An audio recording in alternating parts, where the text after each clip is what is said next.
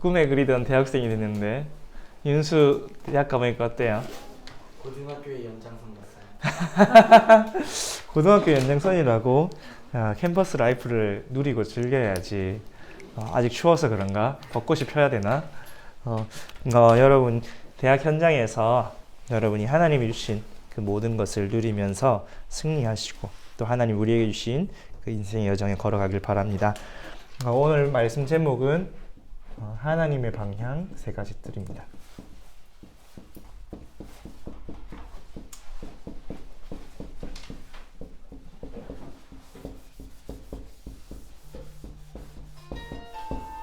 네, 대학부 예배 시간이라고 알람 맞춰놨는데 오늘 본문에 고린도전서 3장 16절과 빌립보서 2장 13절 말씀했는데 본문 말씀 보면 하나님이 우리 안에 성령으로 함께 하신다 하시죠. 또 우리 안에서 하나님께서 행하셔서 하나님의 소원을 이루어 간다고 말씀하셨습니다.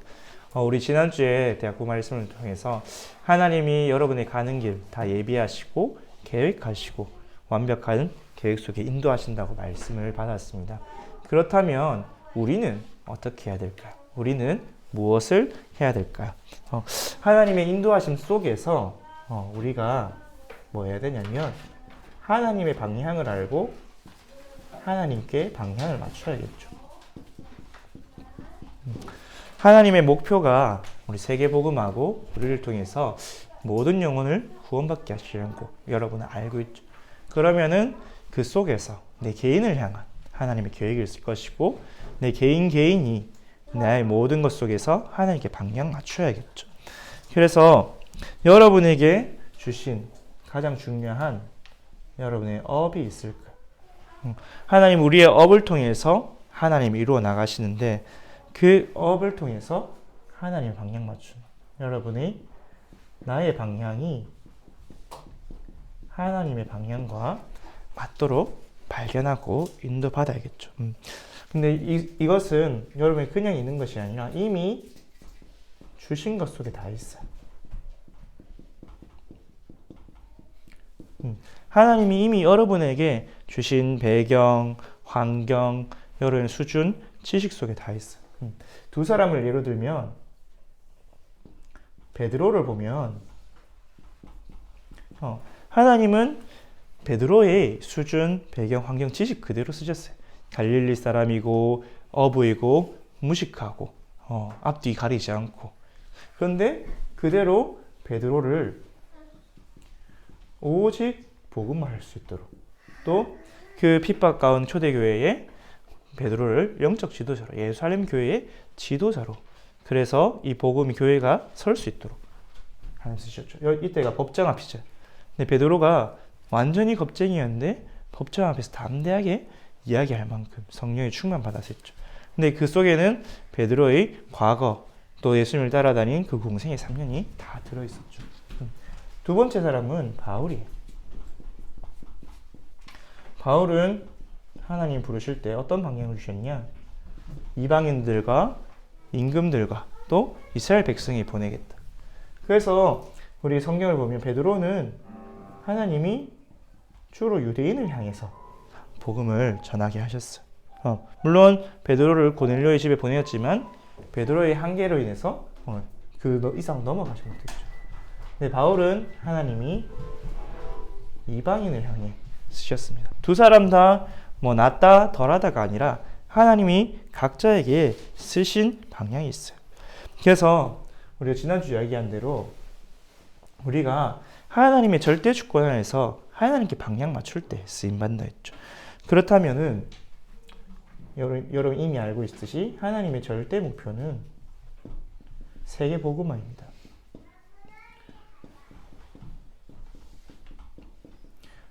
우리 마태복음 24장 24절에 나온 대로 이 천국 복음이 모든 민족에게 증언되게 하여 온 세상에 전파되리니 그제야 끝이 오리라. 하나님의 소원이 디모데전서 2장 4절. 하나님은 모든 사람이 구원을 받고 진리를 아는데 이렇게 원한다고 분명히 말씀하고 계십니다. 그러면 이 목표에 방향을 맞춰야겠죠. 그러면은 어제 우리 저세전도학교 때 그런 얘기를 하셨어요. 하나님의 이 시대에 하나님의 방향이 뭐냐? 2000년 전에 그렇지만 21세기의 하나님의 방향이 뭐냐? 전도운동 시대를 여는 것이다. 그 속에서 예수님께서 사도행전 1장 3절에 하나님 나라의 일을 40일 동안 제자들이 말씀하셨다고 하셨죠. 그럼 40일 동안 무엇을 말씀하셨냐? 예수님께서 마태복음 28장 16절에서 20절까지 너희는 모든 민족에 가서 제자를 삼으라고 이야기하셨어요. 다른 말로 자세하게 얘기해서 237 나라 5천 종족을 가라. 이것이 하나님의 방향이죠. 그러면서 마가복음에 보니까 마가복음 16장 15절에서 18절에는 이 복음을 가지고 가서 병든 자를 치유하고 귀신 들린 자를 살려라. 너희가 내 이름으로 나가서 그들에게 손을 얹은즉 나으리라. 치유의 방향을 맞추라고 말씀을 주셨어요. 그리고 베드로를 특별하게 따로 불러서 주신 미션이 요한복음 21장 15절에서 18절. 어린 양을 먹이라. 내 양을 치라. 내 양을 먹이라. 후대에 대한 그런 말씀을 주셨죠. 그래서 초대교회, 안디옥교회, 로마교회를 보면 여러 나라 다민족에 갔을 때 복음을 전달했고 또 그들에게 복음을 전해서 많은 병든 자를 치유하는 그 여정을 걸어갔죠.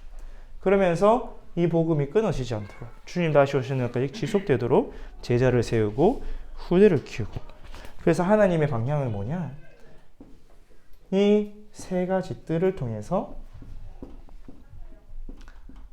하나님이 237 치유 서밋 하시기를 원하는 게 그래서 이 방향 세 가지 방향을 통해서 하나님의 목표인 전도운동 세계복음화를 이루어 가시기 위해서 이를 부르셨어요. 근데 성경에 보면 이 세 가지들이 항상 어디에 있었냐? 교회 안에 있었죠. 근데 하나님이 우리를 보고 우리 자신이 교회다. 너희가 하나님의 성전이다. 그래서 여러분 안에 세 가지들이 있어야겠죠. 그리고 우리가 눈에 보이는 로컬 교회, 우리가 함께 모여서 예배드리는 로컬 교회 안에 성전 세 가지들이 있어야겠죠. 성막, 성전, 교회의 흐름 속에서 하는 그 세 가지들을 다 세팅하셨습니다. 그리고 우리가 있는 현장의 교회, 우리 주교회 속에서도 237 치유 서밋의 시스템이 3들이 갖추어져야겠죠. 그래서 여러분이 하나님의 방향을 맞출 때 하나님께 쓰임받는다고 말씀을 하셨어요. 어제 자치전도학교에 그렇게 말씀하셨는데 하나님의 방향 맞출 때 이스라엘 백성이 세계복음 데 쓰임받았다. 근데 하나님의 방향을 못 맞출 때 노예되고 포로되고 수국되고 전도사님 이 말씀을 수요일 금요일 계속 묵상하면서 정리했는데 어제 토요일에 자치전도학교 나와서 그래 맞다라는 생각이 들었어요. 여러분 이제 생각을 해보세요. 우리가 뭐 사업을 한다 해도 뭐 지자체나 정부에서 추진하는 사업을 할 때 거기에 지원도 받고 뭐 규제도 철폐되는 혜택도 받고 다 그렇게 하죠. 여러분 뭐 학교 같은 데서 학교 지원 사업 그런데 방향을 맞추면 여러분이 하는 게 쉽잖아요. 그런 것처럼 하나님의 방향 맞출 때 하나님의 소원에 하나님의 목표에 여러분의 방향을 맞출 때 나의 방향과 하나님의 방향이 맞을 때 여러분이 수월하게 평안하게 또 하나님이 일하시는 것 속에서 응답받을 수 있겠죠. 지난주에 강단 말씀하셨듯이 결론에서 우리가 하나님의 일에 쓰임받는 게 복음 생활을 할 수. 근데 그것은 하나님이 직접 우리를 붙드셔서 하신다고 하셨죠. 그럼 우리는 뭐만 하면 되냐? 발견만 하면 돼요. 발견. 나의 세 가지들.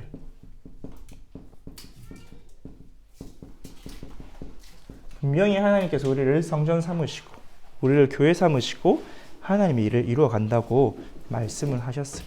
그럼 우리가 뭐만 하면 되냐? 하나님이 나를 통해 이루실 세 가지들을 발견하면 돼요. 우리가 이 세 가지 다에 쓰임받을 수 있지만 우리 인생에 한 가지 뜰만 쓰임받을 수도 있겠고 또 두 가지 이상의 뜰에 쓰임받을 수도 있겠죠. 근데 반드시 하나님 여러분에게 여러분 과거, 배경, 수준, 환경을 통해서 주신 것이 있어요. 여러분이 그것을 발견하는, 이제 여러분 이제 계약을 했잖아요. 이제 하나님 예비하신 여정을 걸어가면서 여러분의 학업 속에서, 여러분의 현장에서 이것을 발견하는 응답이 있기를 바랍니다. 그래서 첫 번째로는 237 나라 5천 종족 살리는 이방의 뜻을 하나님 여러분 위해 쓰실 거예요.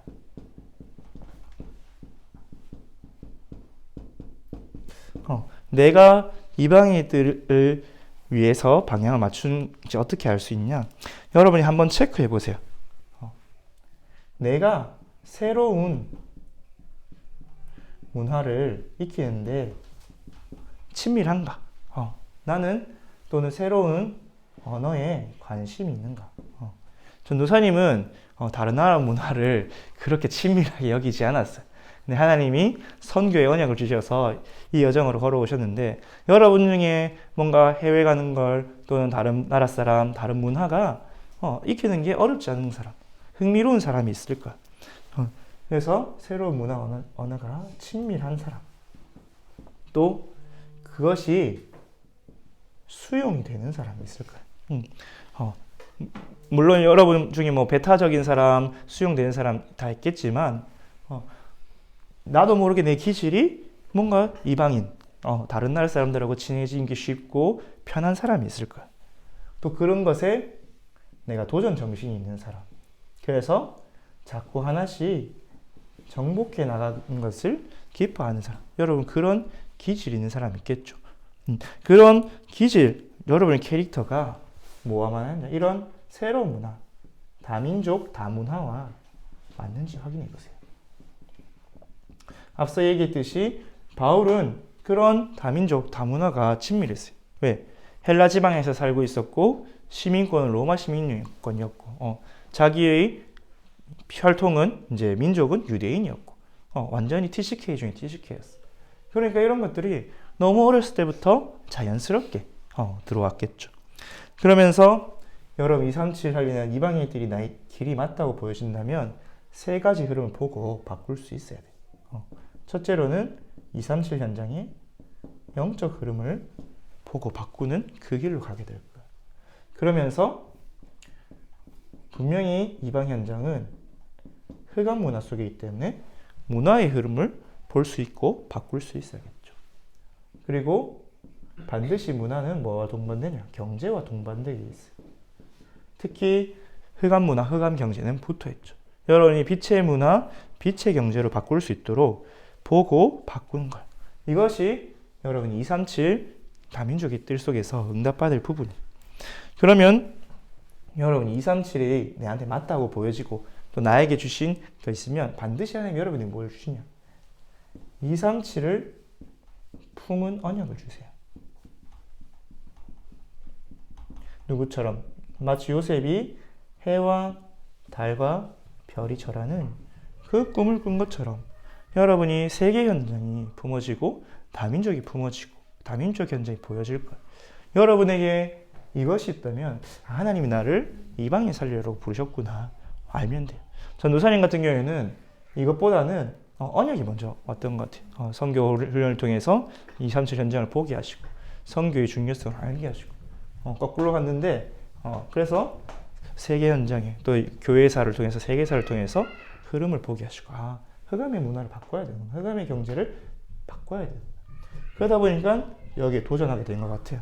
왁톨라랑 친해지려고 노력도 하고 영어도 안 되는 거 열심히 해보고 그래서 3팀 포럼 한국어밖에 할 줄 모르지만 다민족 팀 가는 것도 하나님이 글로 가라고 보내시니까 도전하는 것 같고 그래서 여러분에게 237 품은 언약 어떤 언약이 생기냐 내가 한 번도 복음 듣지 못한 저 다민족 살려야겠다. 또 저 우상 숭배하는 저 국가들, 저 나라들 살려야겠다. 뭐 한 나라가 될 수도 있고 여러 나라 또는 한 대륙이 될 수도 있겠죠. 여러분에게 품어지면 그것을 붙잡고 여러분 인도받으면 됩니다. 또 두 번째로 발견할 뜻은 병든 자를 치유하는 기도의 뜰입니다.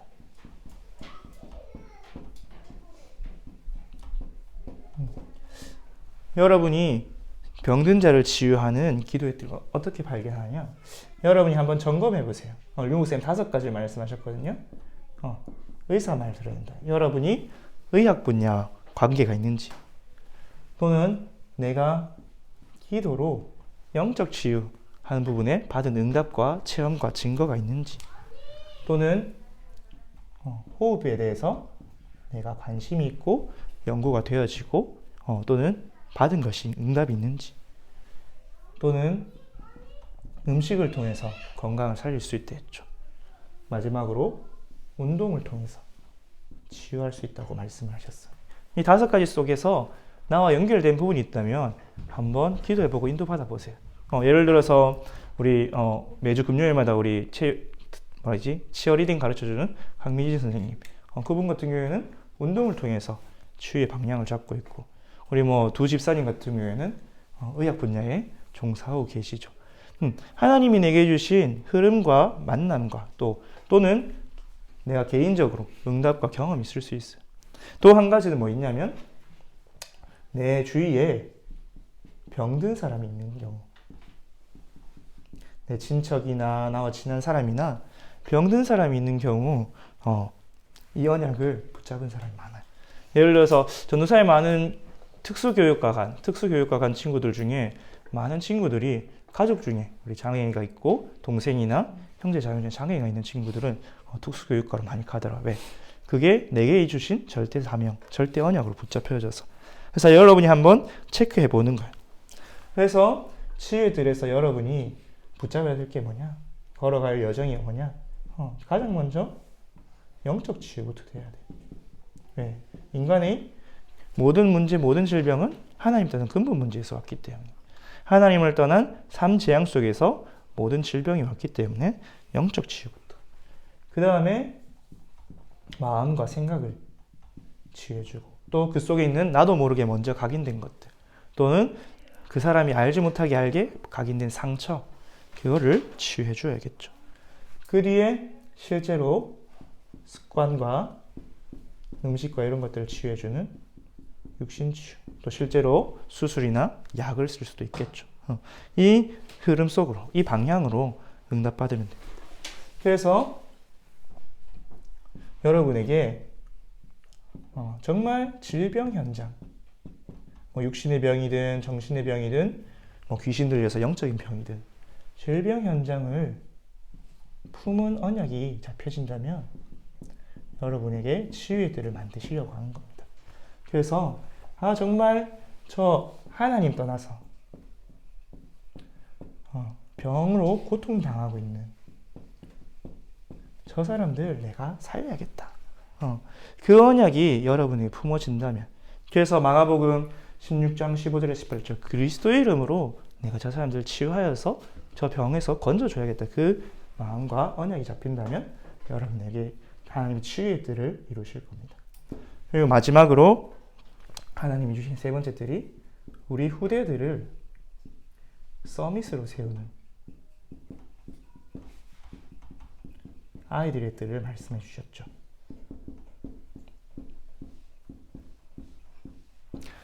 여러분이 이걸 어떻게 한번 체크해 보냐?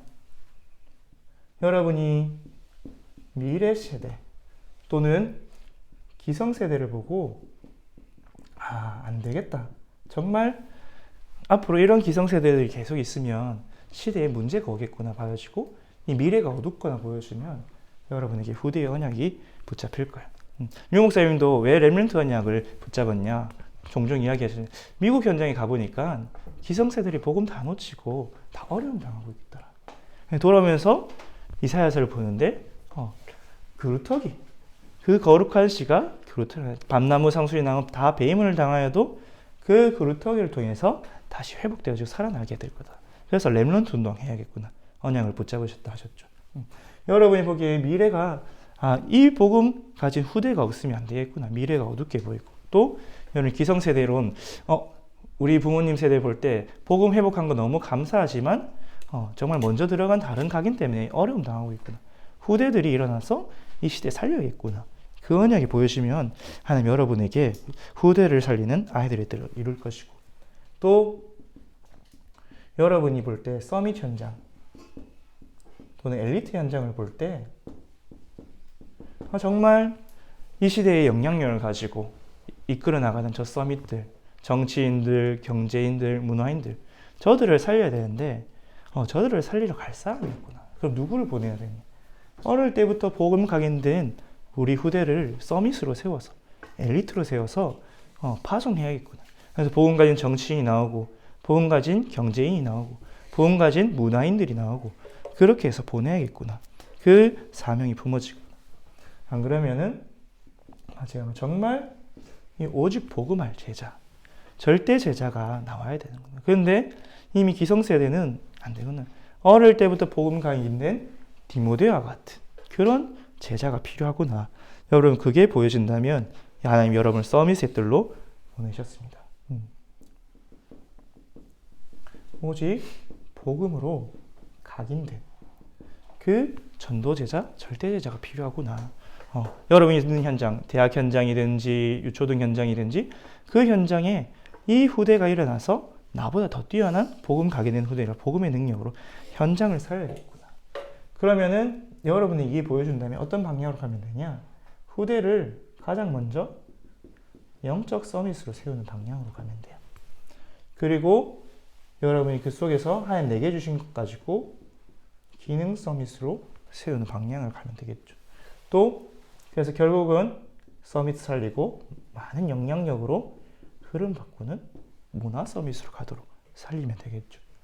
그래서 후대를 이렇게 키워서 하나님이 원하시는 미래 살리고 서밋 현장 살리는 일에 여러분이 쓰임받게 하실 건데, 여러분에게 정말 후대와 또 미래를 품은 언약을 주실 겁니다.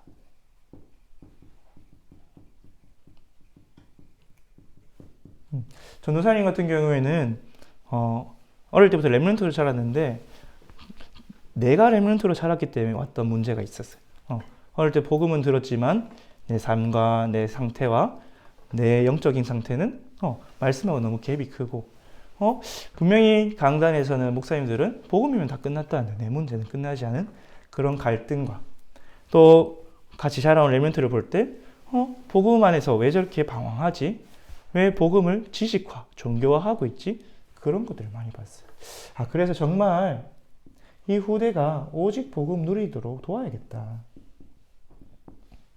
이 언약이 잡혔어요. 그리고 또 한 가지 저번에 얘기했듯이 왜 교회는 힘이 없고 모든 서밋자를 다 뺏겼지? 옛날엔 분명히 록펠러나 워너메이커나 링컨 같은 복음으로 서밋된 사람들이 있었는데 이 시대는 왜 없을까? 그 서밋에 대한 간절함이 생겼어요. 내가 서밋 되기에는 늦은 것 같고 난 영적 서밋 되고 정말 복음 가진 부대를 키워서 세워서 파송해야겠다. 이 현장. 그 사명이 붙잡혔어요. 그래서 여러분이 이 세 가지들이 다 해당될 수도 있겠죠. 또는 한 가지, 두 가지들을 하나님 여러분에게 주셨을 수 있어요. 근데 이미 여러분에게 주신 것 속에서 발견할 수 있습니다. 또 여러분이 어떤 전공을 가지고 있든 다 적용을 할 수가 있어요. 예를 들어서 우리 주은이가 무용을 했잖아요. 무용을 가지고 이산출로 나갈 수도 있어요. 문화 시대니까. 또는 병든자를 치유할 수 있는 체육으로 또는 스트레칭으로 그렇게 갈 수도 있겠죠. 그럼 정말 후대를 그런 무용할 수 있는 서밋으로 키울 수 있는 일에 쓰임받을 수 있겠죠. 그런데 여러분에게 주신 것이 다 있어요. 여러분 개인의 언약 속에서 또 여러분 실제로 체험한 증거가 있을 수도 있겠죠. 이 세 가지 중에서. 그것을 붙잡고 나의 방향을 하나님께 발견하고 맞추면 그 여러분의 발견된 방향을 통해서 하나님이 시작하실 거예요. 그래서 결론으로 여러분이 언약 붙잡은 그때에 하나님을 시작하십니다. 그래서 다니엘이 딱 결단한 그때부터 하나님 다니엘을 통해서 바벨론 왕궁 가운데 하나님이 일을 이루시기 시작했어요. 다니엘서 10장 12절에도 다니엘이 기도한 첫날에 응답을 주셨다고 말씀을 하셨습니다. 그런데 오는데 시간표가 걸렸을 뿐이죠. 또 요셉도 정말 그 문제 어려움 속에서 오늘 학원 목요마가 요셉이었는데 그 꿈을 가진 그 순간에 자기 형들을 볼 때에 형들이 뭐밖에 몰랐어요? 의식주밖에 몰랐죠. 그러면서 그 의식주밖에 모르는 걸로 자기를 괴롭히고 어렵게 하고 그걸 볼 때에 아버지로부터 할아버지로부터 받은 언약과 현실을 볼 때에 그것이 내가 정말 가족 복음화 11 볏집이 저를 하는 가정 복음화였다. 또 저 형들의 문제가 어디서 왔냐? 결국은 저 강대국 애굽에서 흘러나온 흑암 문화 때문에 물질을 숭배하고 돈을 최고로 알고 먹을 것을 하는 그 흑암 문화 때문에 그랬거든. 세계 복음화 언약을 붙잡을 때 꿈이 생겼던 것처럼 여러분에게도 언약 붙잡고 그것을 붙잡을 때 그 꿈을 이뤄 나가실 거야.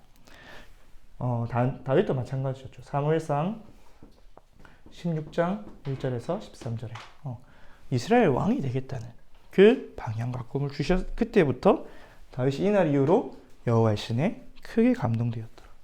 바울도 예수님을 만나고 구원과 함께 사명을 받았죠. 내가 어디에 쓰임 받겠느냐?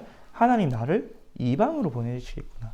내 모든 가정 가문의 배경, 유대의 히브리인이라는 그 민족적 배경, 또 내가 자라난 길기야 다소라는 그리스 헬라적 배경, 또 내가 가진 로마 시민권이라는 그 배경을 가지고 이방인과 임금들과 왕들과 또 이스라엘 민족에게 보내시겠구나. 그거를 발견했어요.